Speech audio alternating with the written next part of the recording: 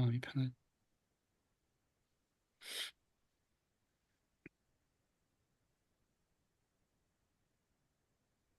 시작할까요? Yeah. 네. Leah, good evening. Hi, Hi, Leah. Leah. Good to see you. Hello, everyone. Thank you for allowing me to pop in and say hello. Yeah, thank you for the Korean Caucus. Absolutely. I'm so glad that you all have not just one session, but two. This is amazing. It's Yeah, just Namjoon Kim. fantastic. Yeah, Namjoon Kim is very ambitious. Uh, And it he is a pushes great us to service. do this. Yes. Well, All right. I will not keep you long. I just wanted to bring greetings to you all from the executive committee of the Academy of Homiletics, of which Sungu Yang is a part and is our very valued and treasured secretary. And I have been so grateful for the amazing work that he has done and so faithful, so consistent. So thank you, Sungu.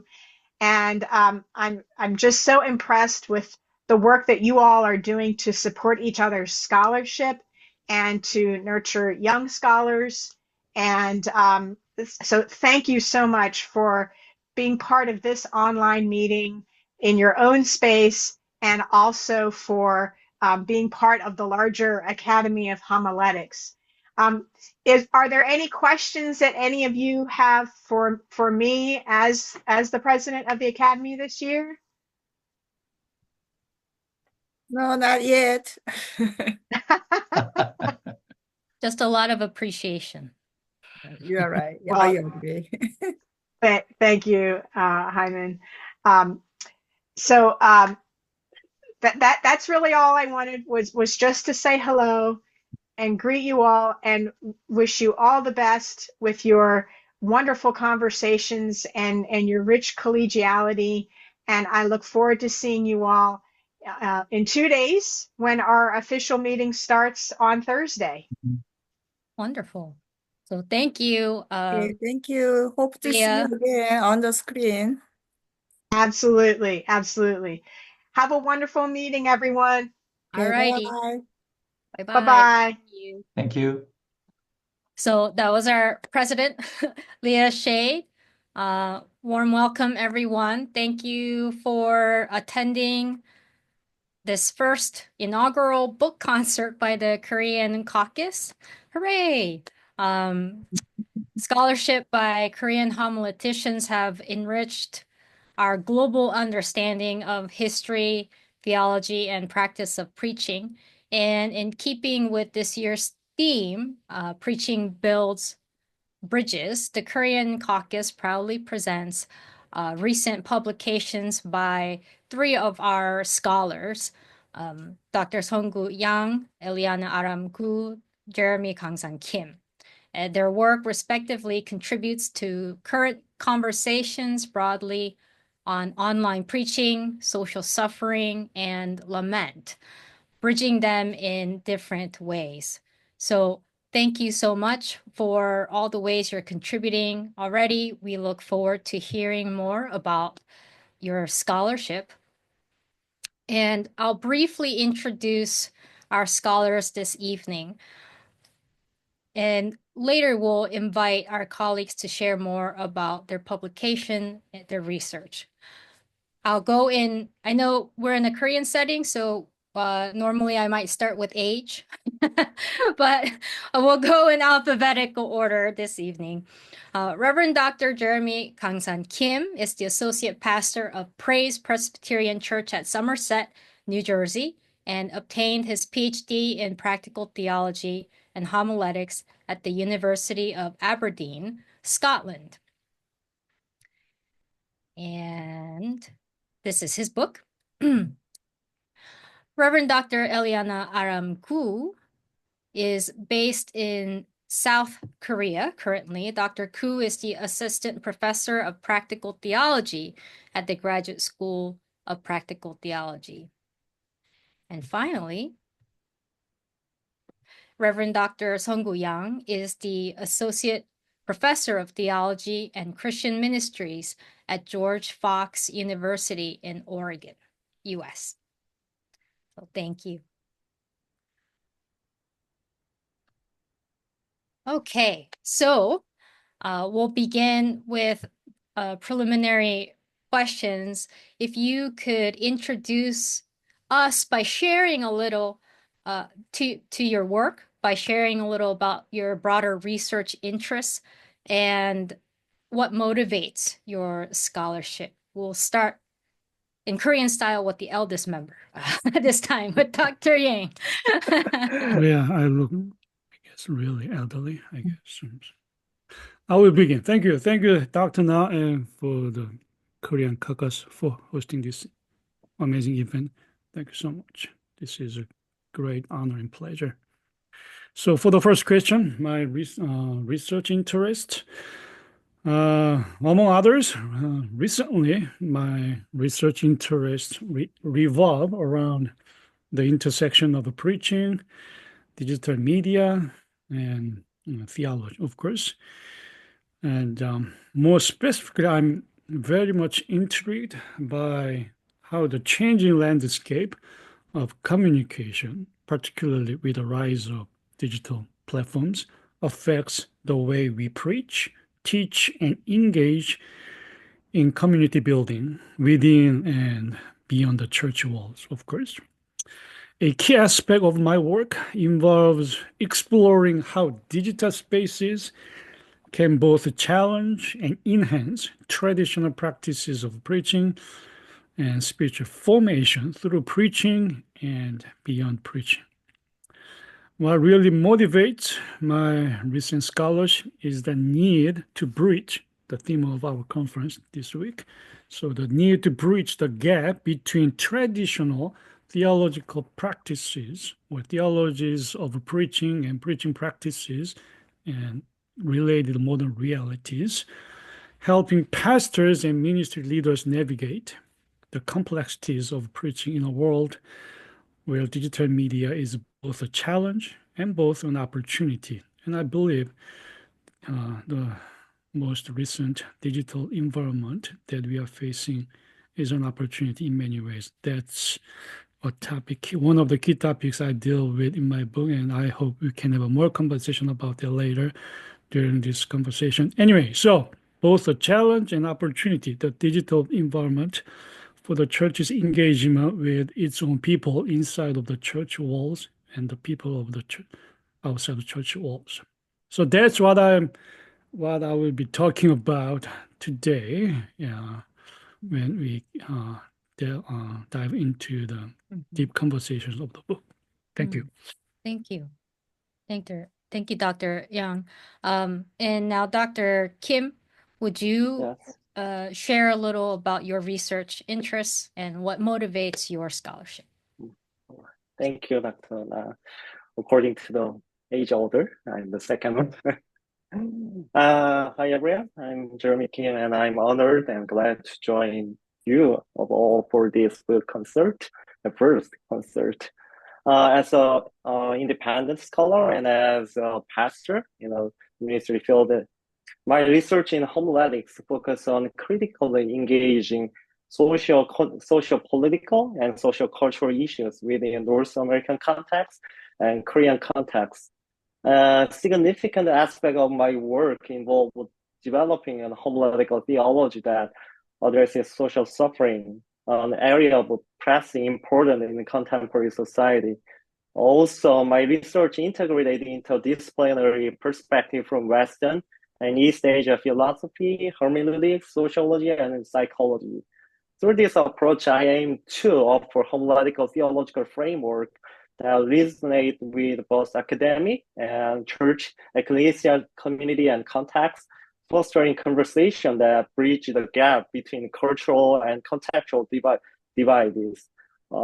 That is kind of my motivation, and also I'm gonna mention this my academic motivation regarding the second and third questions. Yeah, thank you. Thank you. And Dr. Koo? First of all, thank you for having me here. And It's truly honored be a part of this conversation. My academic journey has centered on exploring both individual and communal sufferings. In this pursuit, I employ Lament as a primary tool to confront and address the reality of suffering. My research on Lament is not confined to biblical hermeneutics or homiletics. Instead, I address critical issues surrounding lament in the public sphere, exploring how lament shape religious practices, how it enables us to approach suffering from a spiritual standpoint, and how spiritual belief support sufferers and survivors in conjunction with more secular practices. So in this way, I engage with lament as both liturgical and public language and extend it to a way of life. And these days, my scholarship focuses on homiletics and biblical interpretation, particularly exploring theme of lament and hospitality through post-colonial feminist and Asian immigrant perspectives.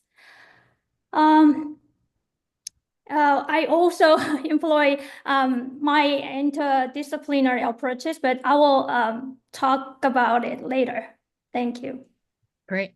Thank you so much. So we have a breadth of interests and even at times of overlapping, I really appreciate how, especially with Dr. Kim and Koo, even though you speak of social suffering and employ the concept of lament, you approach it from different angles and come to different contributions.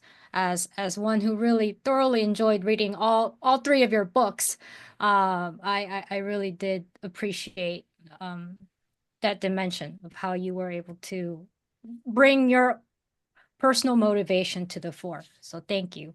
So let's dive into the books themselves. If you could provide a brief introduction of the book, perhaps by way of providing its main argument, maybe some takeaways for us, for those of us who may not have had yet the opportunity to read for ourselves, and how you hope it contributes to existing conversations and communities that you regularly engage.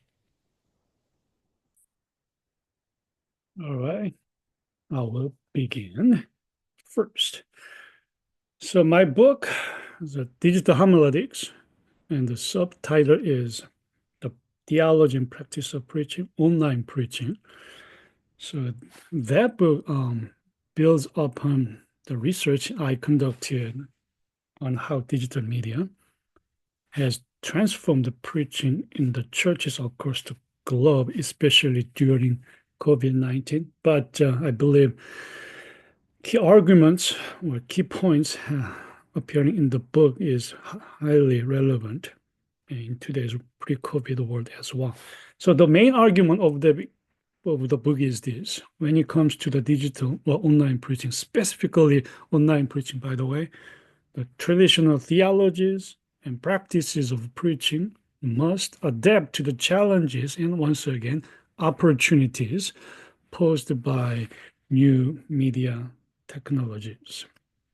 So that's the key theological development I present in the book, how we can bridge the traditional theologies and practice of preaching and somehow new theology or practices of preaching on the online platforms. So one of the central takeaways is this: effective preaching, especially, as I said, online preaching in the digital age, is not about simply adopting new technology for technology's sake. Instead, it's more about understanding theologically, of course, how technology shapes our communication and how we can use it to reach new audiences or old audiences or existing audiences as well, without losing sight of the core message we want to convey through proclamation. So this book also explores practical ways. So the part one is all about theology, like a practical theology or theology about online preaching. And the second part explores practical ways.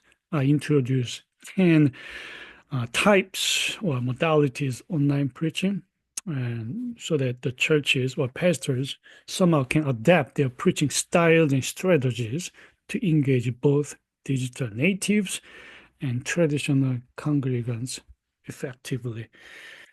And I've heard from reviewers that connecting the theology or developing a theology of online preaching and introducing 10 different ways of doing online preaching have been somehow very helpful, especially when it comes to the class teaching, how to be more creative or innovative when it comes to online preaching. So some students have expressed their interest in doing it and somehow adapting those happening in my book into their own context as well. So that's, very briefly about my book. Wonderful. Thank you. I really enjoyed when you or appreciated how you broke down Karl Barth's or the Reformed understanding of the word, the written word, the revealed word, and the preached word, and you connected that to the digitalization of the word. Yeah. And you speak about the different traits that emerge because of that technological transition. So Dr. Yang even has a chart right here. So that is for somebody who's visually oriented. I was like, oh, I can get this. So I really appreciated how you kind of connected, bridged already familiar understandings of the word to current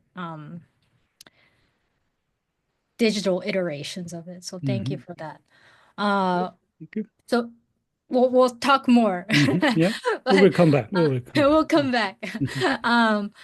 And Dr. Kim, would you share about your book? All right. All right. My book, Preaching on Social Suffering, begin with a fundamental question. As you say, how might a homiletical theological preaching in situation of social suffering in the contemporary Korean context be formulated? That is my fundamental question for my book project. So my books begin with the defining social suffering. Actually, social suffering is distinct from general suffering, as it arises from the moral calamities such as human catastrophes, social political oppression, economic disadvantage, and social structural inequity. This concept emerging during the late 18th century in Europe continent amidst the transformation brought about by the Industrial Revolution and the theological shift following the Lisbon earthquake, which challenges the traditional theodicies. Since the 1990s, social suffering has become a significant focus on academia and academic discourse, particularly in English and French-speaking contexts. As I given three representative scholars and their titles, there is a very highly influence to the developed social suffering discourse in academia. Then I developed my book examines social suffering within modern Korean history, addressing pivotal period and events such as Japanese colonization, trusteeship, Korean War, democracy movement, and an IMF economic crisis, and finally self-ferry incident. This event revealed 5 recurrent patterns in how Korean society has responded to collective trauma and social suffering. So first one is individualized trauma. and lack of accountability, and governmental co-optation, and a commodification of suffering. And last one is the stigmatization of truth seeking. These patterns demonstrate the persistence of unresolved social suffering, which continues to manifest in contemporary society. Based on this collective trauma and social suffering, Korean theological and homiletical responses to social suffering have developed along two primary trajectories, each with its strength and limitation. The first part is mainline church, which means in Korea, mainline means evangelical and conservative church group. So mainline churches have emphasized doctrinal and catechetical preaching, attributing suffering to human sinfulness. This depoliticized approach has resulted in focus on spiritual transformation, framing suffering as a crown in the afterlife, and portraying sufferers as as sinner under divine punishment. And the last one is failing to provide a compassionate and safe haven and safe place for sufferers to proceed their sorrows. So these approaches address the spiritual dimensions, but lacks in critical engagement with systematic causes of suffering. The other part is the liberal church, which based on liberation theology, such as Minjung theology. By contrast, the mainline church, they have adopted a prophetic stance, identifying systematic oppression and state violence as root cause of social suffering. This tradition emphasizes identifying systemic oppression and state violence and advocacy for God's justice and peace and solidarity with the victims. But however, this approach has notably weakness. They have weakness like it often failed to offer pastoral care or spiritual secure heaven for individual sufferers. Also, it focused on systematic critique can alienate individuals seeking personal healing and spiritual comfort. Based on this diagnosis, the book Turning to advocate for a theological lament, a biblical lament as a critical approach to addressing social suffering, emphasizing its dual role in offering compassion and fostering resistance to injustice situation. The first part is compassion. Compassion means lament provide a pastoral space where sufferers can break their silence, expressing their pain and emotion to God through the language that validates their experience. This process enables individuals and communities to participate in and proclaim God's compassion amidst in the reality of human suffering. The other part is resistance. Through the experience of God's compassion and compassionate God, sufferers are empowered to discern the source of their suffering and name them and confront the reality of evil and injustice. Based on this biblical theology and biblical hermeneutic, the book is turning to an indigenous hermeneutic. The book introduced Ran in Korean pronunciation in as a cultural grounded hermeneutic for addressing social suffering in Korean context, emphasizing its dual task of compassion and resistance. In Korean society, Ran in manifests as both compassion, 측은지심, and resistance, 의. These dual aspects have historically shaped the communal consciousness of 우리 and reflect the essence of neo-Confucianism based on 조선 주자학, which has profoundly influenced Korean thought and Korean's socio-political and social-cultural system for the centuries. The revitalization of Yin provides an indigenous framework for homiletics, creating a unique Korean hermeneutical and homiletical approach to preaching. This context-specific lens avoids reliance on Western homiletical tradition, which often operate within different social-cultural dynamics. So preaching as Ran means preaching grounded in Yin prioritize the restoration of social community as a core task. It fosters a practice of lament that does not otherwise sufferers, but instead offer a compassionate action and solidarity. also ran in-centered preaching amplifies a collective voice calling for resistance against societal evils and violence, address the systematic cause of social suffering in Korean context. By embedding the duality of compassion and resistance within the culturally resonant framework of Ren in, this approach transforms Korean preaching into powerful tool and powerful methodology for healing and justice within the communal and socio-political fabric of Korean modern contemporary Korean society. Thank you. All right. That was a great review. Thank you so much. It makes things really, the concepts really clear. So I can see even that you're doing an internal bridge building between these two large streams and traditions of preaching in Korean preaching styles. So thank you. We'll proceed to Dr. Koo. Would you also share an introduction of your book?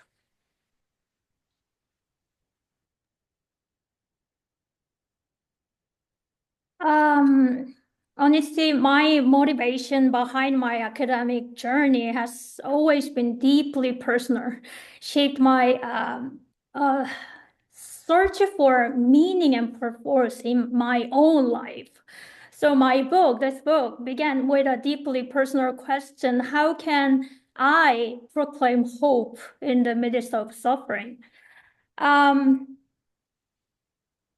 you can expect, this research emerged from my own poignant experience of suffering. As I at that time, I was searching for answers from God, because during that time, God seemed painfully absent in my life. So at the beginning stage of my research, I doubted whether such a task was even possible. So yeah, but a turning point came during a course on the Hebrew Bible when I was a THM student. I encountered voices from the Book of Lamentations that deeply resonated with my own pain. So this moment transformed totally my life's path. So Lament became not just a research theme for me, but a profound calling for my life. So this book is an invitation for myself and for preachers and readers alike who have faced diverse forms of suffering and who are searching for God's answer amid the pain. So it is a core to gather together as fellow lamenters and to assure each other you are not alone in your pain, your suffering. So my study focuses on not just human suffering and human lament, but divine suffering and divine lament as well. Lament is often understood as a personal and passive expression of grief, but in my view, it is much more profound and quite extensive. I define lament as an impassioned expression, witness, and protest of those who suffer in the face of evil and injustice, a longing for God's saving presence. As such, it serves as a bridge between suffering and hope as a kind of dynamic movement, a crucial dynamic in preaching that reflects the complexity of the human experience. So yeah, now let me briefly introduce my book content. As I mentioned, the foundation of this work is the Book of Lamentations. In the second chapter, I do inspiration to explore lament in the context of Korean spirituality of suffering as a public practice. And in the third chapter, I also reflect on the Holy Triduum narratives, focusing on the Holy Saturday theology as an expression of divine lament and comfort as well. In the first chapter, I examine homiletic traditions that embrace lament as both a tool and a lens to represent a broken yet blessed church and the world. In the final chapter, I offer 11 strategies for preaching, where lament serves as the guiding framework for sermon formation. Through this book, I encourage preachers to see lament as a powerful tool, not to diminish the reality of suffering, but to envision hope. Because no one can truly lament without hope. So my hope with this book for faith communities, as well as individual readers or preachers, to cultivate a safe space for grief. Like individual grief or social grief, even though we cannot separate from each other, whether in the pulpit, in church gathering, in public space, or in personal lives. So yeah, lament can serve as a first step to a genuine conversation about suffering and hope, bridge the gap between pain and healing. Thank you. Thank you. So now that we have a sense of the main arguments of your monographs, we understand that each of your work builds bridges in different ways. Would you each share about the kinds of conditions, whether that be societal, ecclesial, or discourses underway in the academic or guild context, which compelled you to write about the issues addressed in your book? Okay, thank you. Well, by the way, thank you, Dr. Kim and Dr. Ku, for your amazing works. I'm learning a lot already. Thank you. So for my book, Digital Homiletics, well, I guess my conditions are well known, so probably I'll be repeating what you already know, but still, let me just,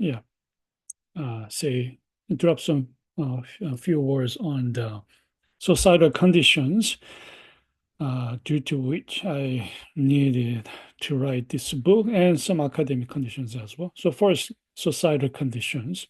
So as we all know very well at this point, the rapid rise of digital technologies, right? Social media and the internet, they've all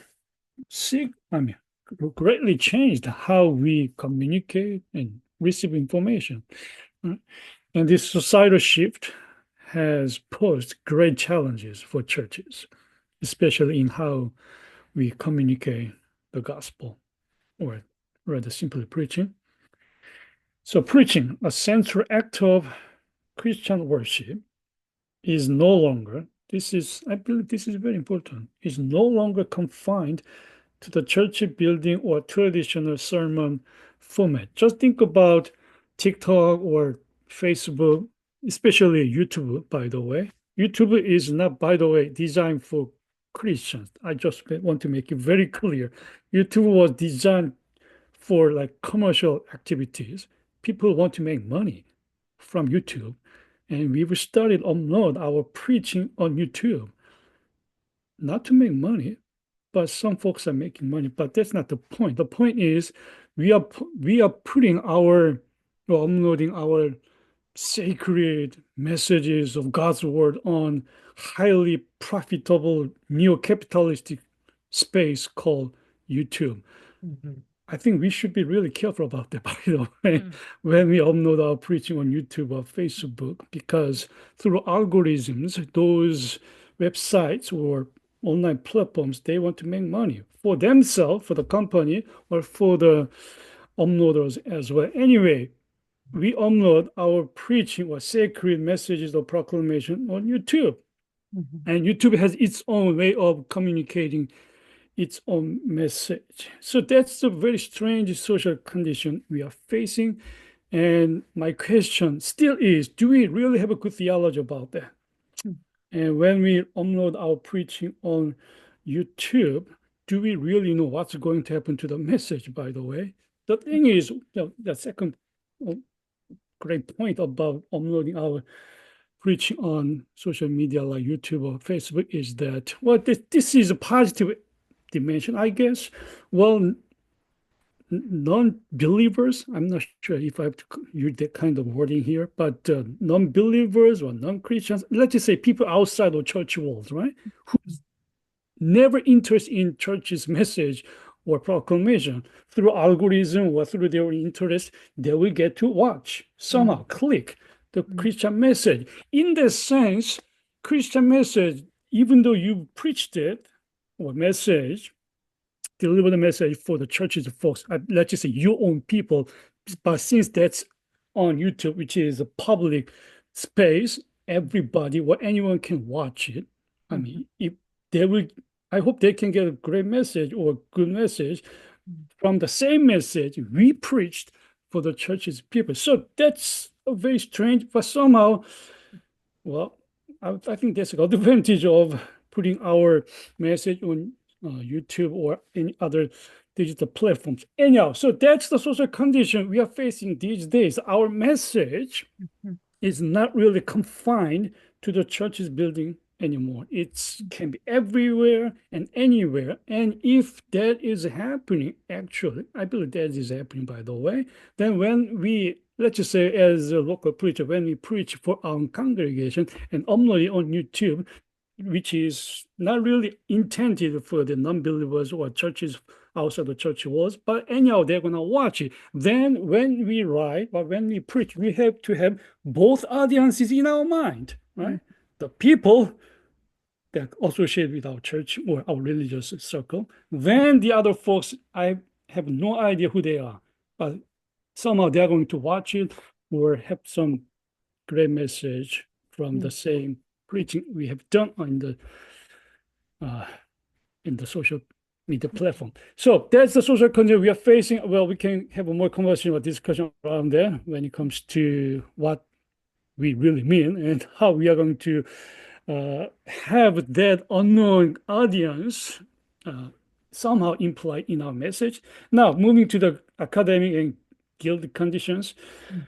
Thankfully, in the academic and homiletical guild, and we are a part of it, we've observed, and I have observed, of course, there is a growing recognition of the need to rethink preaching for the modern era. I believe Dr. Na has good sense about this kind of topic, so I will appreciate some input later from you.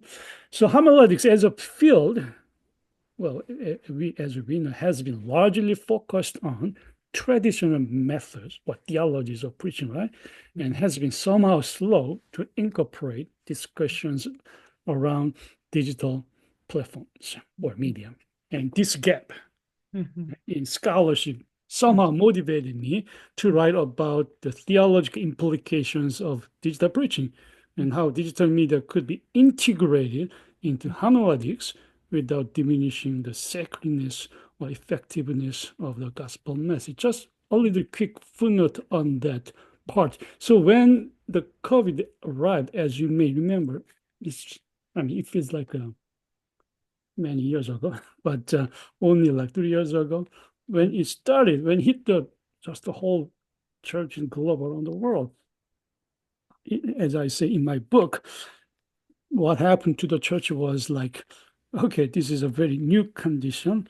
Let's do it, do some good work, which is online preaching or digital preaching, and let's see what good comes out from it. It was very much experimented. It was very much experimented theologically and practically because by that point, we hadn't really developed a sound theology of online preaching.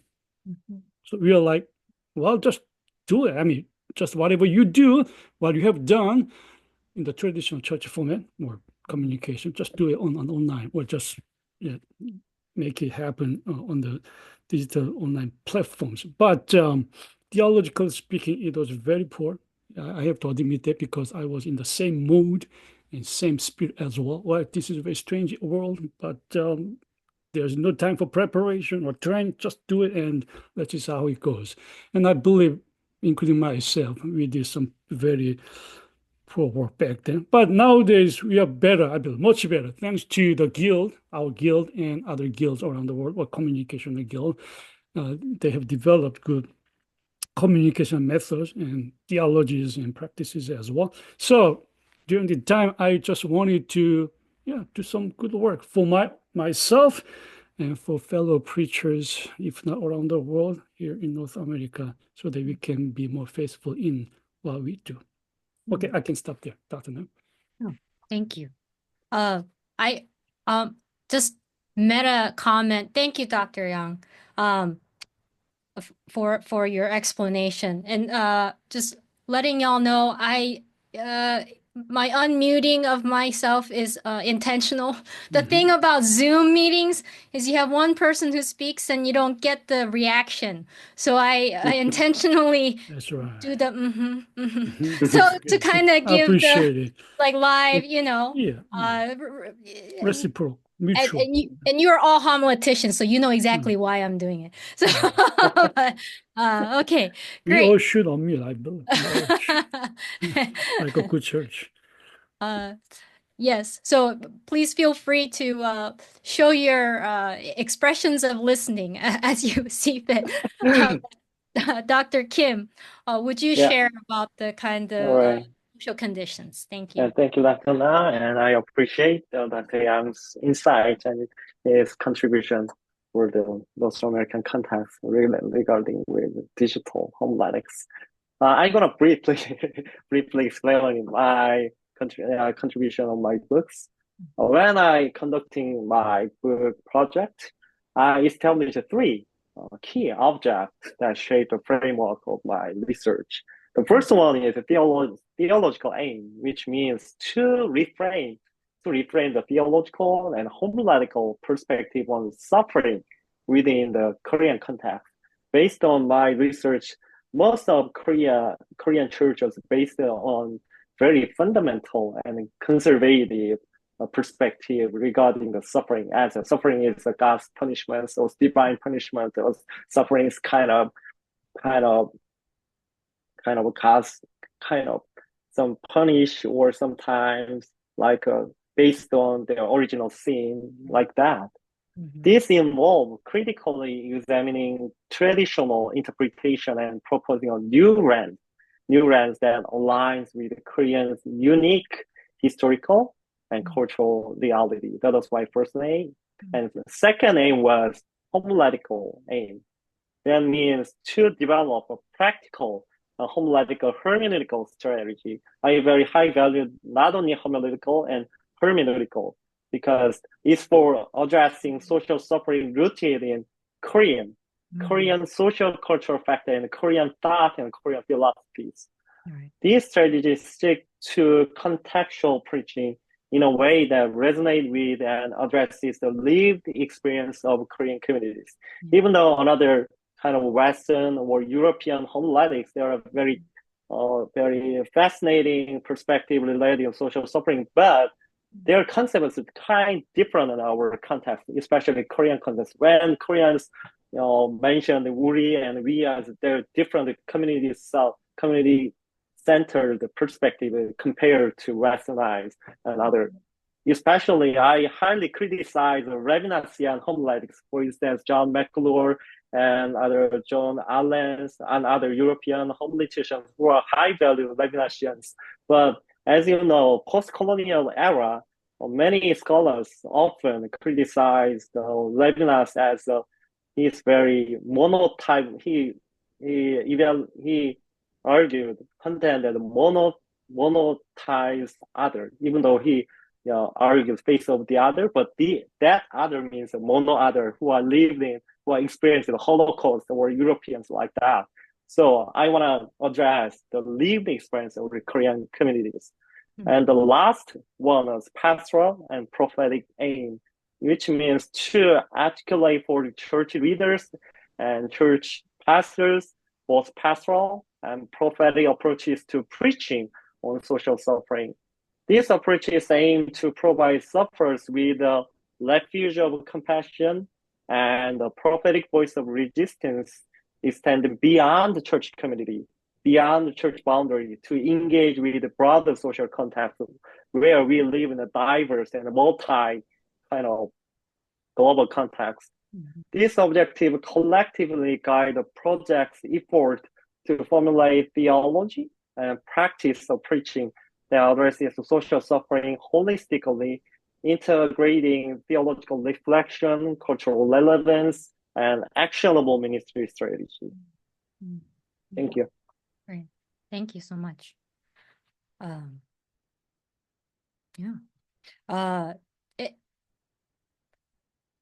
I appreciate how your work bridges us or calls us to bridge back to already existing indigenous practices, right? That are already in our cultural framework anyway. So it's an acknowledgement of something that we're already doing and that already is compelling for us.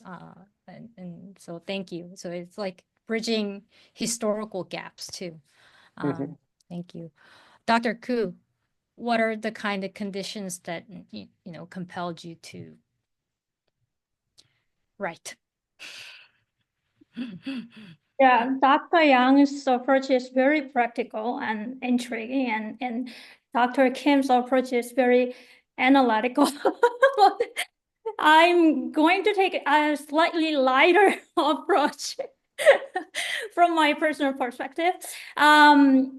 Lament addresses a variety of pains, but as a mother, like related to my social location as a mother and a first-generation scholar and international student and an immigrant and a woman, I often, no, honestly, like maybe every time felt like I had limited space to express myself and speak with my voice.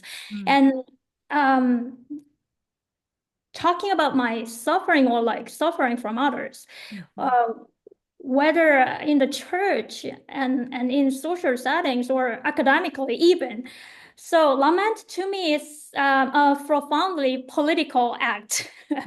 It is the way of speaking, not only about personal grief, but also about social injustice. Its simplicity is what makes it so powerful.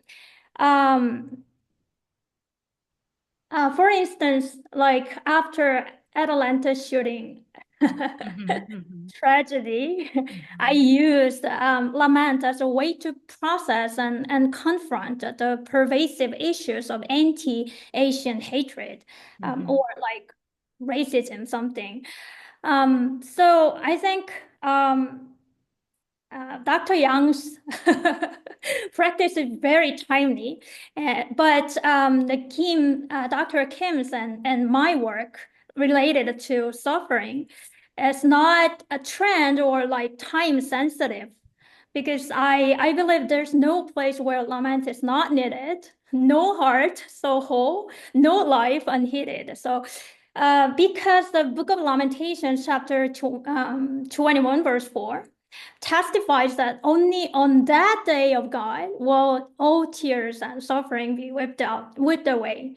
So until then, lament continues in the tension of the already but not yet. So pervasive suffering compels me and us to confront it, engaging with lament as a language of gospel. And the bridge, about the bridge, my sense of a bridge is not architecture. Absolutely. It is a multi-dimensional space, folded and layered upon itself. Like this envisions that a lament intertwined one layer and upon another and another and another, creating a continuum that includes even divine lament. So any being can enter this flow, this learning along the river, because lament calls to lament. It is a invitation to embody and embrace the rhythm of sorrow and hope. So as a lamenter, we all move forward within this dynamic current, absolutely ultimately journeying toward that day. Yet in the meantime, my hope is for a lament that flows wherever we walk and reaches wherever our heart extend. So lament becomes both the past and destination, weaving our present struggles into ultimate promise of restoration. Thank you, Dr. Ku. We have a lot to think about. Our three scholars shared such a depth of a lot of important concepts and issues that overlap and diverge in different ways. I'm thinking we still had a couple questions, but perhaps we can transition to the floor, and maybe we can have some responses from those who have been taking notes and listening to our roundtable participants. Or the benefit of roundtable is you can ask yourself each other questions as well and respond. So everybody here in this space can respond either with questions or insights, parallels.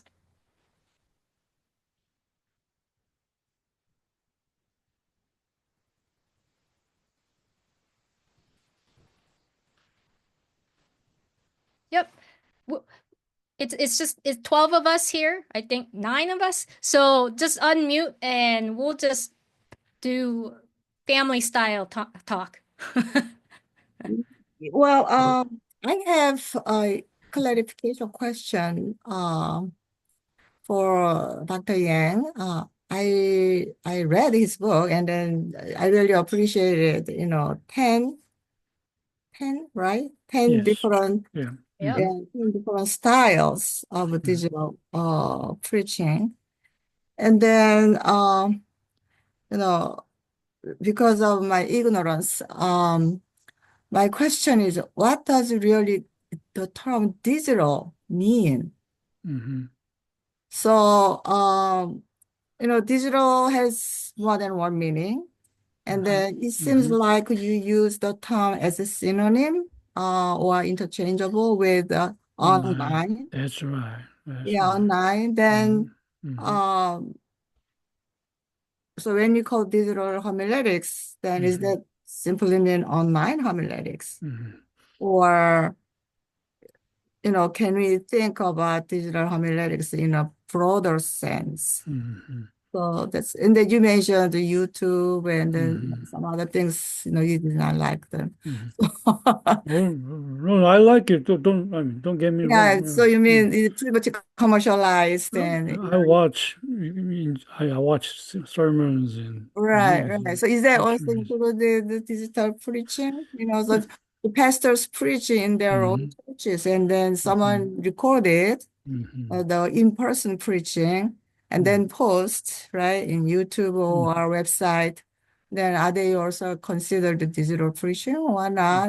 Or simply, as you described in your book, just we prepare a sermon to preach online, which means there is no actual people, Yes. just virtual communication. So do you limit digital homiletics to that area? Just clarification. Thank you, Dr. Kim, for that clarity or clarification question. I think we all know that digital is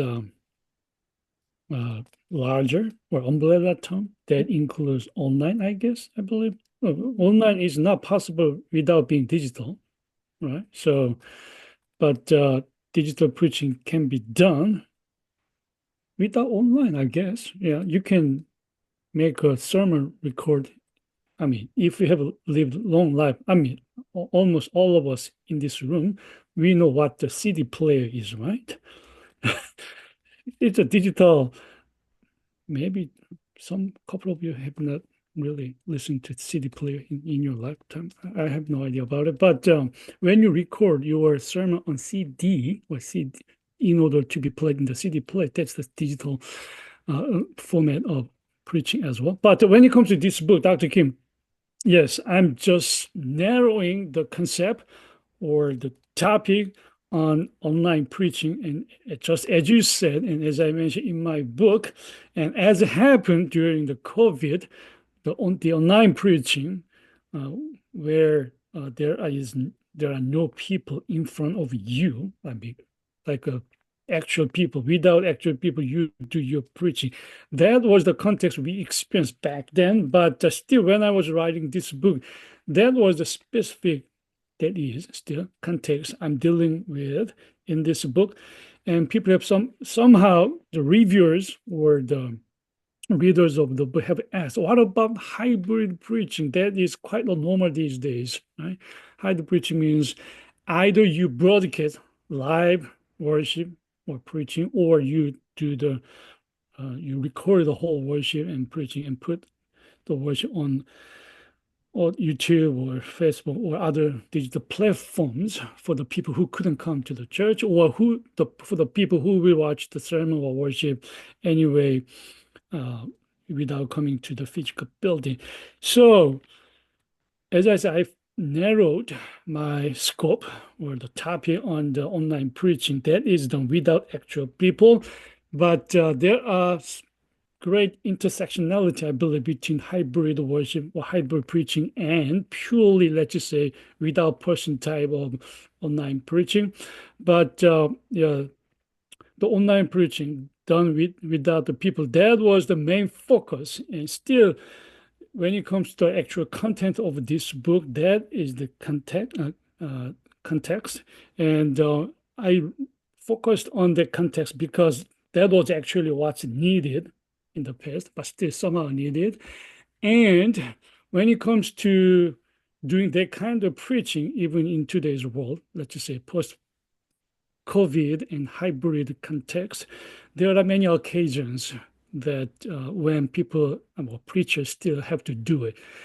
So once again, to summarize, yes, the context is somehow narrow, but probably applicable to the wider context. But once again, I really wanted to have that narrow context. Otherwise, I couldn't really write the book. I mean, I'll be writing for every single specific context that can happen on the online space or in the in-person context. So that was my strategy to write the book. But I believe the key insights of that book is they are somehow applicable to other specific context as well. But yes, Thank the you. context is Thank you very so narrow. much. So this book is a good resource, I think, for intro to Christian worship, Yeah. it should be included, one of the resources. Mhm. And then 10 different styles of digital preaching or online preaching are very helpful. So thank you. Thank you, Dr. Kim, for the question. I heard from one of my colleagues who used this book in his, I don't know, introduction or creative or advanced class, but he actually used it to just introduce to the student. There are 10 types you can do online preaching in, let's just say, emergency situations. Let's just say, very recently there was a big snow and storm, I guess, in the northeastern part of the North America. Churches were shut down and people couldn't move. Well, there are 10 types. Still, you can do your religious service somehow. Yeah, and Yes. then also, I presented a paper at SBL, this SBL on meta preaching, meta homiletics. Good. And then your emphasis that preaching shouldn't be limited to the pulpit or the church space. Yeah. So one of the meta preaching idea, one of the meta homiletics. So meta homiletics means going beyond, That's right. That's right. So I think Harry Moon was there, I guess, in my presentation. Yeah, thank you for coming there. Thank you, Dr. Kim, for making the intersection between Yeah, IO and it's your connected. in develop. Thank you. Mhm. Great. Thank you for the question. Should we have maybe one or two more questions? Yes, and should we transition to Korean? How would everybody? Is this being recorded for evergreen purposes for English speaking audiences, or I think I'm the only one, right? Like who does not speak Korean well. It So doesn't matter. We can switch into Korean. it has been an hour, so it's the magical time when we can transition to a different language if we wish. Japanese, Chinese. Thank you so much. I think it's great. I saw a hint. 예, 부박사님. 이상하네요. 아, 아니, 저도 그 은주 교수님 그 질문을 듣다가 생긴 질문이,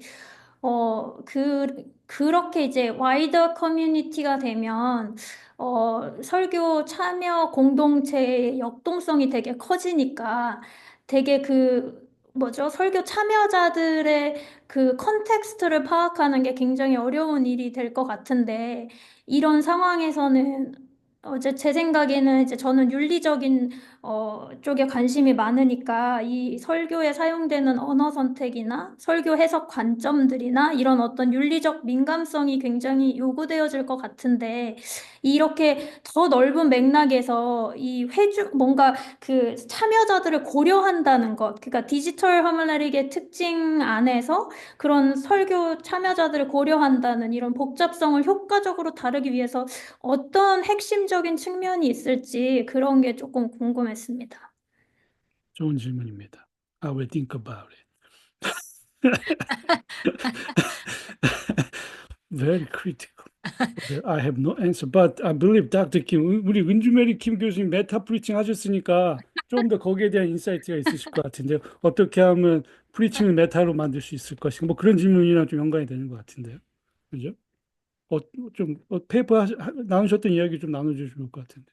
Personalize 하는 거죠. I mean, when we personalize our preaching, then the different audience, the diversity of audience, actually diverse audience listens the sermon in different ways.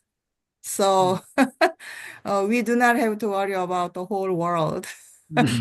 So 우리 congregation이 너무 broad한데 그거를 다 우리가 inclusively 고려한다면 그게 굉장히 impossible. However, when we think preaching is just a personal talk, personal conversation with one or two people or more than, that, I mean, a small group conversation. 그렇다면은 다른 사람들은, it's overhearing the sermon and then get the meaning. So that is, I think, one of the approaches to understand the congregation. Just let them overhear our conversation, preaching a sermon conversation. Yeah. 네, 고맙습니다. 네, 은주 교수님이 했던 그 말이 기억이 하셨던 말이 가장 개인적인 것이 가장 세계적인 것이다 하셨던 것 같은데 책에서. 아니, 네. 그게 아니고 네, 그게 가장 아니에요? 한국적인 것이 한국적인 것이 세계적인 것. 네. 똑바로 읽어야 되는데 캐치프레이즈. 죄송합니다. 제라미 강상 킴 교수님의 인터프리테이션일 것 같은데. 근데 저기 우리 김 교수님한테 제라미 맞습니다. 퀘스천은 네.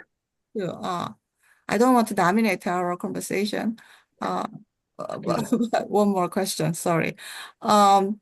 Levinas criticism, I think it's good. And then I agree with you. And then I also somewhere criticized, that part.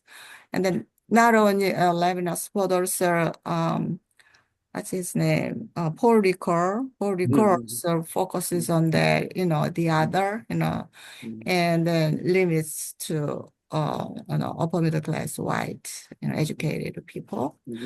Now, so Dr. Kim expands or focuses on a different group of people, the Korean people, and then how can you justify that, your approach to the Korean people is not exclusive, and it is inclusive compared to the Leibniz's approach. Leibniz is also focused his own group, his own people, and then Dr. Kim, your approach is also the be inclusive of your own group. 한국말로 다 들어있죠? 한국말로 네, 하셔도. 네. 저는 한국말도 잘 못하고 영어도 잘 못해서. 아니, 제가 지금 막 한국말, 영어 막 히치포치 돼가지고, 레비나스ያን 막 다 히치포치 돼가지고, 제가 레비나스를 굳이 이제 리케를 언급 안 하고 레비나스를 언급했던 이유는, 이상하게 이제 한국 컨텍스트에서는 레비나스를 엄청 하이밸류 하더라고요.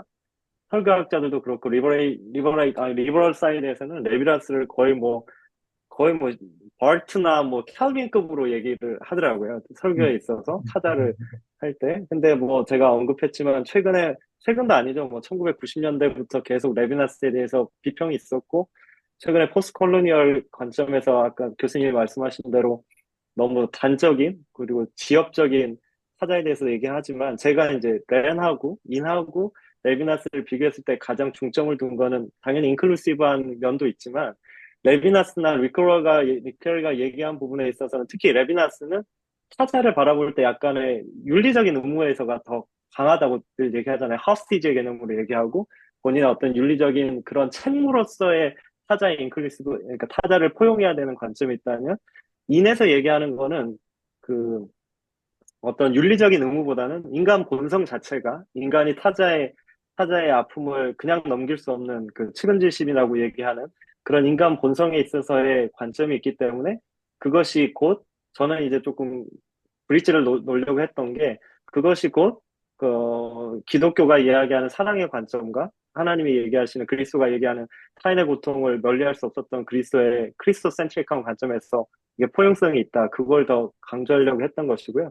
제가 윤리적으로 꼭 이거를 인클루시브 해야 된다기보다는 이거 자체가 타인을 타자화하지 않는 것 자체가 인간 본연의 존엄성을 그냥 유지할 수 있는 가장 기본의 네이처이기 때문에 인네이트 된 거기 때문에 이건 약간 제가 조금 나이브한 걸 수 있지만 당연한 거다 이렇게 이제 설명을 했던 거죠. 네. 설명이 됐을지 모르겠습니다만. I think it's sort of a natural theology. Yeah. 너무 즐겁네요. 저는 이렇게 엿들으니까 너무 재밌네요. 저는. 예. 감사합니다. 아니, 그래서 이제 제가 조금만 이제 뒤에 언급하겠습니다. 뒤에 그 얘기가 다시 나오니까 뒤에 질문에서 제가 해드렸어요. 네. 감사합니다.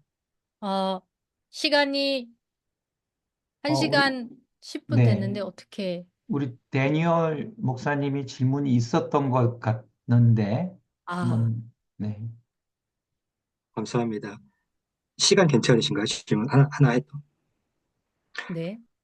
제가 세 분 책에 대한 말씀 들으면서 되게 즐거웠어요. 왜냐면은 세 분한테서 공통점을 하나 찾았거든요. 뭔가 봤더니 어떤 사회적 고통 혹은 위기, social suffering and or crisis와 함께 또 하나는 opportunity를 말씀하시더라고요. 기회를.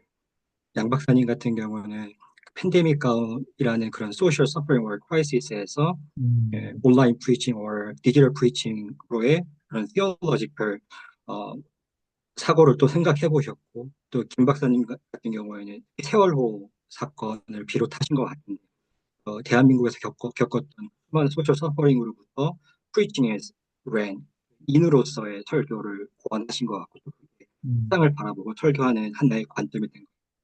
마지막으로 구 박사님 같은 경우는 개인적인 그런 고통을 라멘트하는 것으로 사회적인 크리틱을 할 수 있고 또 내 어센틱 셀프를 발견할 수 있는 그런 기회를 말씀하신 것 같아요. 근데 제가 세 분한테 드리고 싶었던 질문은 사실 세 분처럼 그 모든 사회적 고통과 어려움 가운데 그렇게 신실하게 혹은 창의적으로 혹은 지혜롭게 용기 있게 반응하지는 않은 것 같아요. 그래서 세월호 같은 경우는 많은 크리스천들이 떠났고 개인의 그런 하나님에 대한 질문과 의심이 있을 때 많은 이들은 하나님에 대한 신앙을 버리고 또 팬데믹 같은 경우에도 온라인 예배를 드리다 보니까 시작했고 그래서 세 분한테 드리는 공통적인 질문은 세 분은 어디서 이 위기에서 기회로 나아갈 수 있는 희망을 찾으셨는지, 모티베이션에 대한 그런 언급을 해주셨지만 어디에서 희망을 찾으셨는지 궁금합니다.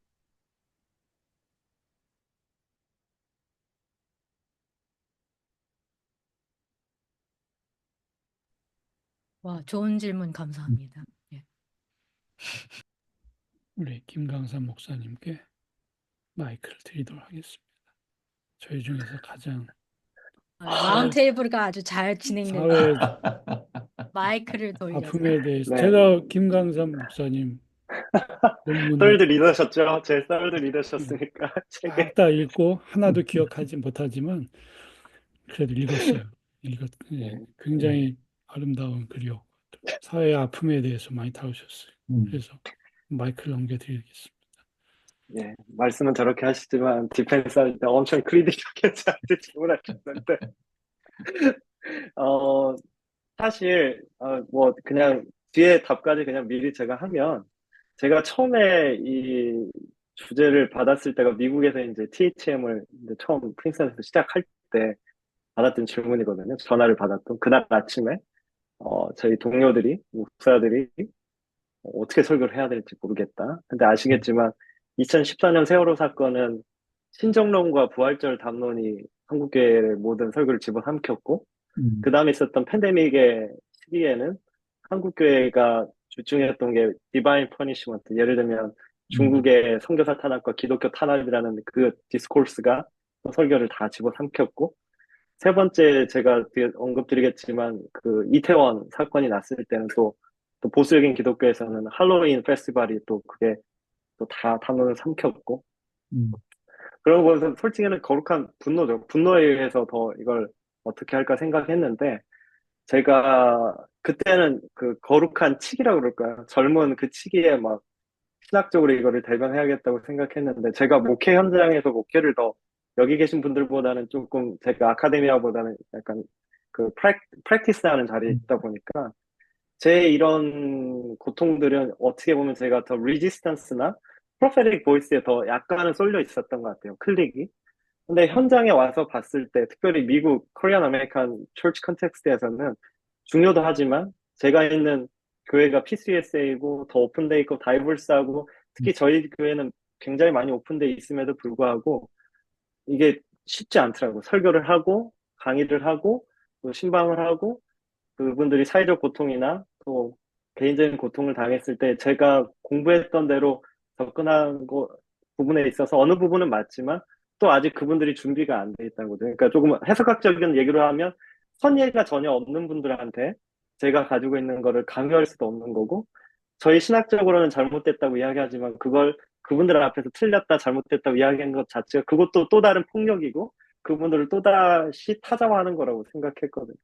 그래서 제가 이제 발견했던 것 중에 그 초기 한국 역사를 보면 한국 역사에서 되게 재밌었던 부분이 선교사나 1세대 선교사나 신학자들이 한국에 와서 굉장히 컨서베이티브하고 펀더멘털하고 칼비니스틱한 신학을 베이스로 깔았지만 그 신학을 가지고도 그 당시에 국가적인 어려움이나 사회적인 어려움에서 그 신학 안에서도 프로페틱한 보이스를 냈던 많은 문헌들이 있어요.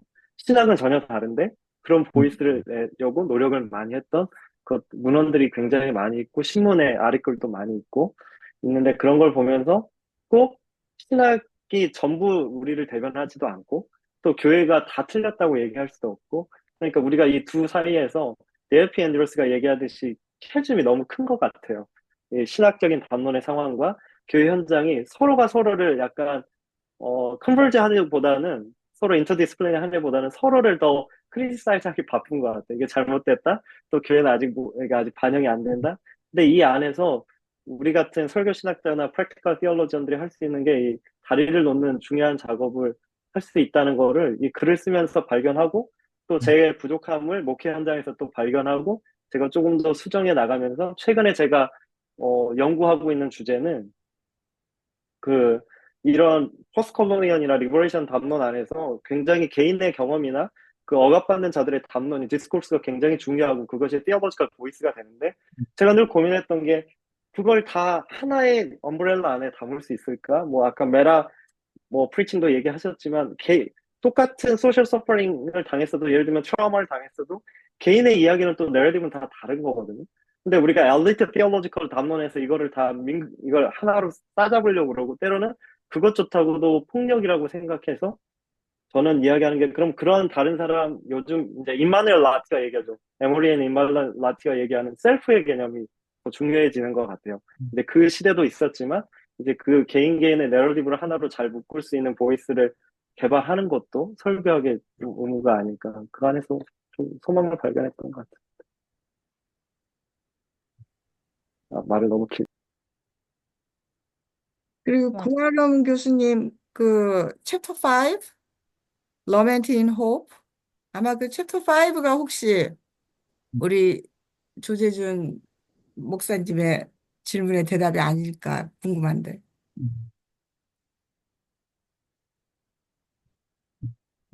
네, 넋놓고 듣고 있다가 갑자기 훅. 네, 일단 저는 아직 희망을 찾고 있습니다. 근데 이게 희망을 찾고 있다는 것이 현실이고, 희망을 찾고 있는 것 자체가 우리에게 희망이 되는데, 루크 파워리가 그런 이야기를 해요. 작은 희망들. 그러니까 우리가 가지는 완전한 희망은, 그날이잖아요. 근데 그 안에 있는 작은 희망들을 우리가 보면서, 같이 이제 가는 것이다. 근데 사실 저한테 희망은, 굉장히 복잡합니다. 그냥 설교에서 치료될 것이다. 구원할 것이다. 이거는 저한테는 희망이 되지 않는다는 걸 발견을 했고, 그렇다면은 어쩌면은 복음 선포는 굉장히 심플하고 파워풀한 건데, 예를 들어서 뭐 부활절이라면은 하나님이 살아계신다. 뭐 그런 어떤 심플하고 파워풀한 게 될 수 있는데 왜 나한테는 이렇게 복잡할까? 이런 생각을 해봤어요. 그래서 사실은 제 넥스트 프로젝트가 그런 부분을 다루는 겁니다. 그러니까 호스피탈리티가 있으면 호스틸리티가 있고 그런 어떤 이중성을 가지는 그 복잡한 희망의 다이내믹을 가지고 점점 이렇게 가는 것이 저에게는 희망인 것 같습니다. 이 왔다 갔다 하면서 네, 네, 이상입니다.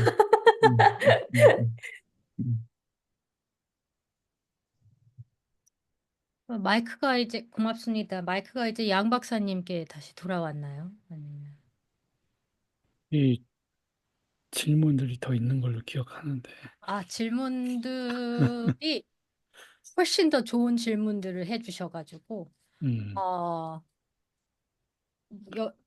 여기서 마무리 지어도 좋고요. 아니면 와 이거 꼭 말하고 그래. 하고 그래. 싶은 잠깐만, 예. 잠깐만. 예, 아까 생각이 좀 들었던 건데, 예.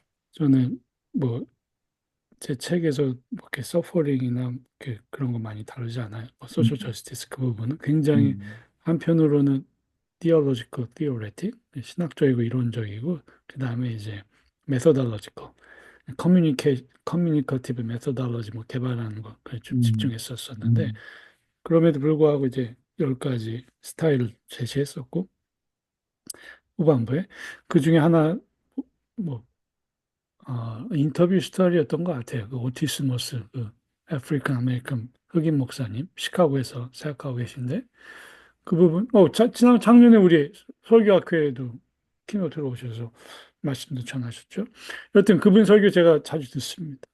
수업 시간에 사용하기도 하고 그분이 이제 소셜 저스티스나 서퍼링 그리고 히스토리컬 서퍼링에 대해서 많이 설교 시간에 많이 다루잖아요. 특별히 이제 아프리카 아메리칸 컨텍스트 안에서 우리가 뭐 그 컨텍스트 얘기하자는 건 아니고 근데 그분이 온라인 프리칭 굉장히 잘하셨어요. 사실 팬데믹 때 교회가 거의 마스터피스였어요. 거의 뭐 스테이트 오브 아트 수준으로 온라인 월십에 온라인 프리칭을 하셔서 거의 모범답안으로 제가 많이 배우기도 하고 또 학생들 소개시켜 했었었는데 그 온라인 상황 안에서도 본인들 히스토리컬하고 또 소사이털한 거죠. 서퍼링이나 뭐 인저스티스 문제를 굉장히 잘 다루셨거든요. 그게 뭐 어떤 사이콜로지컬 혹은 이모셔널 그런 힐링의 효과가 있었는지는 뭐 그거는 제 영역의 바깥이지만 제가 왜 얘기를 하냐면 우리 구 박사님하고 김 박사님이 이제 그런 히스토리컬 서퍼링이나 소사이털 이제 인저스티스한 부분을 혹은 퍼스널 서퍼링도 마찬가지로 많이 다루셨는데 지금 이제 우리 21세기 살아가고 있잖아요. 그 요즘 그 상담 그 프로페셔널 카운슬링 보니까 주문하시는 분들도 있더라고요. 네.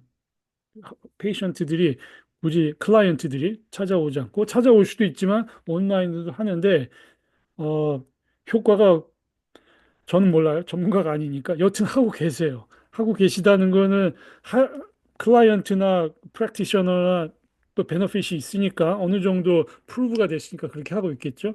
그래서 혹시 우리 구 박사님이나 우리 김 박사님이 다루시는 부분이 이 온라인 플랫폼 안에서 어떻게 적용해야 된다고 해야 될까? 프랙티스 해야 된다고 할까? 가령 뭐 구 박사님이 얘기한 좀 퍼스널한 부분이 없지 않아 있잖아요. 그걸 뭐 설교로 표현하는 것이든 혹은 퍼스널 테스트모니든 혹은 커뮤널 쉐어링이든 이 온라인 상에서 할 때 그냥 쉽게 해서 장점이 있을까요? 단점이 있을까요? 혹은 이제 우리 김광선 박사님 소셜 저스티스에 대한 혹은 히스토리컬 그 서퍼링에 대한 부분을 이 온라인상에서 나누게 될 때 그게 뭐 노래든 설교든 뭐 퍼스널 테스트모니 쉐어링이든 어떤 장단점이 있을지 혹은 경험해 보셨는지 한번 들어보고 싶습니다. 구 박사님. 네, 일단 저는 두 가지 제 경험을 한번 나눠보도록 할게요. 첫 번째는 이제 제가 라멘트를 하다 보니까 제가 가는 곳마다 라멘트 공동체를 만들려고 하는 건 아닌데 형성이 돼요. 제가 아까 라멘트가 라멘트를 부른다라고 표현했던 것도 그런 게, 어, 이렇게 모여들어요. 라멘트를 하러. 그래서 그 이제 이미그런트 철치에 있을 때, 젊은 엄마들, 보통 이제 누구 엄마, 이렇게 자기 이름을 잃어버리고 제가 이름을 잃어버리는 거에 굉장히 민감해요. 그래서 이름을 잃어버리고 그 이미그런트 상황에서 굉장히 고립되고 예를 들어서 남편은 뭐 나가서 일을 하는데 아내는 친구도 없고 뭐 예를 들어서 뭐 여러 상황들이 있잖아요. 혹은 그렇죠. 이제 뭐 빅패밀리인데 시댁에서 이제 막 위아래를 막 섬기면서 막 그렇게 살아가는 어쨌든 이런 어떤 컨텍스트들이 우울증으로 자꾸 나오고 이게 굉장히 약간 패스토랄한 측면인데 그래서 이제 그 라멘트 커뮤니티를 처음에는 기도 모임이었어요. 근데 나중에는 이제 한풀이 모임으로 돼가지고 이게 이게 가능하더라고요. 이게 세이프 플레이스 아까 그 얘기를 했는데 이게 세이프하다라는 것만 확인이 되면 사람들이 모여들고 그 안에서 자기 경험들을 나누고 그러면서 이제 이게 온라인 세팅이 되게 좋은 게 타임 리밋이 없어요. 이게 좋은지 나쁜지 모르겠는데 그래서 밤 10시에 아이들 다 재워놓고 시작하면 진짜 이제 막 2시 장소에도 구애받지 않는 거죠. 그쵸. 2시, 막 1시, 2시까지 그 얘기가 계속되는 거예요. 나가실 분은 나가셔도 되고. 근데 이제 그렇지. 서로 같이 울고. 근데 그게 이제 굉장히 라이프 기빙이 돼가지고 그 교회 자체에 젊은 엄마들이 이렇게 막 이렇게 나오기 힘든 상황에 나도 라이드 좀 해줘. 막 이런 식으로 해서 조금 그런 경험들을 제가 했고요. 또 여러 가지 경험이 있지만 그게 좀 대표적인 어떤 나눔의 경험이고. 그 다음에 아까 그 뭐죠? 사회적인 거 제가 메노나이트 그러니까 코비드 때 이제 초청 설교들을 하게 되었는데 그 메노나이트 그 토론토에 있는 커뮤니티에서 설교를 할 때였어요. 근데 메노나이트 그룹은 아시겠지만 아이시안들이 별로 없어요. 그래서 제가 그때 기억하기로 롯 설교를 하면서 환대 관련 설교를 했었는데 그 레이시즘 관련해서 그 설교를 했었는데 그때 그 설교를 한 게 저는 인상적이었던 게 아니라 아까 말했듯이 스페이스 리밋, 타임 리밋이 없으니까 설교한 후에 그 콩글게이션이 다 모여가지고 디스커션을 한 거예요. 설교 바로 후에 이 약간 포맷이 굉장히 약간 재밌게 됐죠. 그러니까 그래서 서로 질문하고 대화하고 성서 해석이나 렌즈에 대해서 이렇게 하는데 굉장히 저한테도 도전적이었고 굉장히 재밌는 경험이었어요. 그렇게. 근데 이제 그게 좋았는지 어쨌는지 당신들이 한 번 다른 매너나이트 공동체에 또 초청을 하셨어요. 이게 뭔가 내가 이 경험 자체가 이 라멘트를 증언하는 형식의 그런 라멘트들이 뭐랄까 어떤 그 대화의 시작점이 된다는 거는 제가 확실히 경험한 것 같아요. 네. 그러게요. 예. 참 좋은 인사이트이신 것 같아요. 이게 좋은 건지 안 좋은 건지 모르겠지만, 저도 그런 경험이 있고, 온라인 상에서는 좀 더 마음이 편해질 때가 있어요. 뭐, 커멘트 남기는 거나, 뭐 챗박스에다가, 혹은 이렇게 만나서 얘기하더라도, 이렇게 다 같이 모여 있으면 좀 왠지 부담스러운데, 오히려 온라인 상에서 더 컴포터블, 신기하죠. 그런 경험이 있는 것 같아요. 그러면서 더 마음속에 있는 이야기를 나눌 수가 있지 않았나 그런 생각이 듭니다. 우리 김광삼 박사님 어떠십니까? 짧게 하겠습니다. 네, 네. 양면이 다 있는 것 같아요. 제가 주로, 그러니까 저희가 처음에 이건 개인적인 이야기지만, 구하른 박사님이랑 처음에 둘이 논문을 쓸 때, 우리 큰일 났다. 우리 둘 다 똑같은 거 쓰면 어떡하지? 이런 고민을 했던 적이 있거든요. 둘이 네, 라멘트도 비슷하고, 서퍼링도 네, 다루고 있고, 그래서 네, 서로 중간에 아무 말도 안 했는데, 뭐 썼는지 네. 물어보지도 않고. 근데 어쨌거나 저는 양면이 다 있다고 생각하거든요. 그러니까 사회적 고통에서 이야기할 때 사회적 악에 거대 악에 저항하는 것에 역사적으로 보면 다 광장에서 이루어졌잖아요. 사람들이 모이는 데서 이루어지고 오늘 그러게. 같은 경우만 봐도 그 국회에서 국회의사당에. 난리가 났을 때 사람들이 다 모여들었잖아요. 그렇죠. 그러니까 광장으로 모여들인다는 거니까 오프라인, 인퍼슨의 장점은 피지컬리 보인다는 거죠. 그러니까 거대학을 직접 볼 수 있다는 거, 눈으로 직접 보고 거기에 대항할 수 있고 또 그 사람들이 시민들이 모이는 거에 대한 아우라의 또 기운을 느낄 수 있어서 그 인펄슨의 장점도 있지만 또 오프라인 아니요 리모트 온라인의 장점은 연대는 또 연대적인 측면에서 봤을 때는 오프라인 아니야 리모트가 더 셀 것 같아요. 제가 이제 연구한 바에 왜 그러냐면 구하른 박사님도 얘기했지만 동일한 고통을 당하고 있는 사람이 여기에만 살고 있는 게 아니구나. 그 플랫폼 안에 들어오면 다 거리가 떨어져 있고 곳곳에 흩어져 있지만 메타네요, 메타. 메타죠. 우리가 어, 갖고 있는 고통의 그 본질이 결코 다르지 않구나. 아니, 그러니까 거리가 떨어져 있거나 지역이거나 성별이나 본인의 오리엔테이션과 상관없이 우리가 마주하는 거대 악은 다, 그러니까 일반적인 거구나라는 측면에서 있을 때는 온라인 공간이 솔리데리티를 만들어내는 더 파워는 더 크다고 생각합니다. 뭐 틱톡도 그렇고 뭐 그렇잖아요. 무슨 일이 하나 밈이나 올라올 때 이게 더 크게 확대되고 하는 거 보면 그런 공간 능력이 거기서 더 맞습니다. 커지는 게 아닌가 생각이 듭니다. 맞습니다. 감사합니다. 그 아랍 스프링이었나요? 15년 전에 저기 이집트 중심으로 데모크라틱 무브먼트 일어났을 때 가버먼트가 가장 먼저 했던 게 소셜미디어 차단이었죠. 왜냐하면 솔리데리티가 소셜미디어를 통해서 그렇지. 이루어지고 그 다음에 현장에 나가서 프로테스트 했던 경험들이 있었는데 그런 측면에서 보면 이 소셜 저스티스 온 소셜 플랫폼도 뭐 누군가 연구하고 있겠죠. 아웃데어에서는 우리 커뮤니티션들이 좀 더 관심을 받아 하지 않을까 그런 생각을 해보게 됩니다.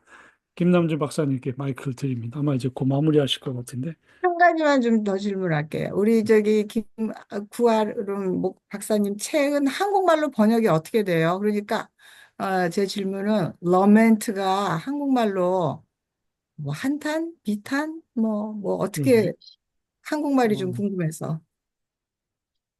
네, 이 질문을 한국 학교에 와서 많이 받았어요. 그 라멘트를 뭘로 번역할 것이냐. 그래서 저는 애통으로 번역합니다. 애통으로 번역하는데 여러 가지가 있잖아요. 말씀하신 대로 한탄, 애가 뭐 이런 있는데 통자를 제가 한자를 두 개를 써요. 그러니까 아플 통하고 통할 통.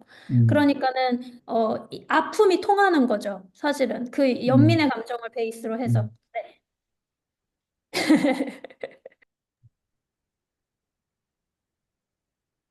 아, 저는 한국말로 날씨 얘기밖에 못해서 I'll speak in English.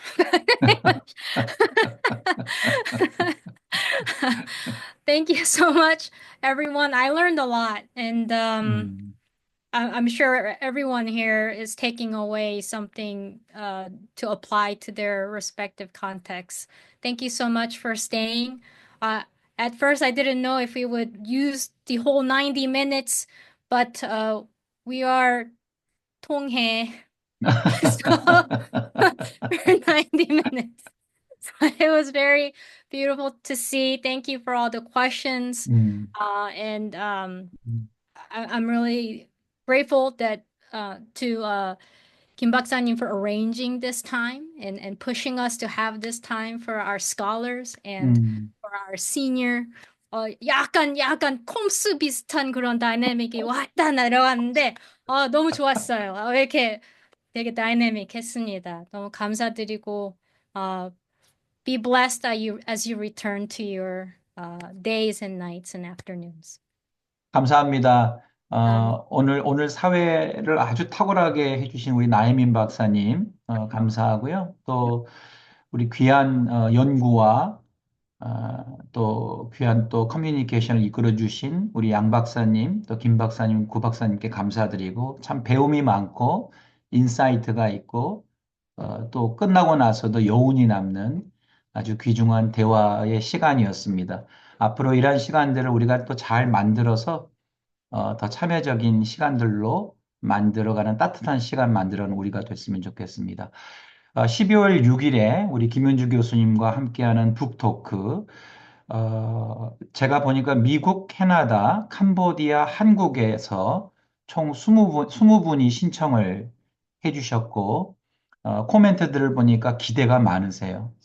그래서 저희들을 제외한 인원이 20명입니다. 그래서 우리까지 포함하면 대략 한 30명 정도 되지 않을까 예상해요. 그래서 그 정도면은 괜찮을 것 같아요.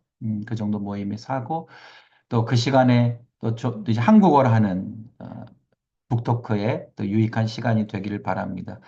오늘 수고 많으셨고, 계신 곳에서 즐겁고 행복한 시간 되시고, 또 우리 고국을 위해서, 우리 대한민국의 민주주의의 발전과 안전을 위해서 함께 기도하는 우리가 됐으면 좋겠습니다. 네, 감사합니다. Bye bye. 와. 고맙습니다. 감사합니다.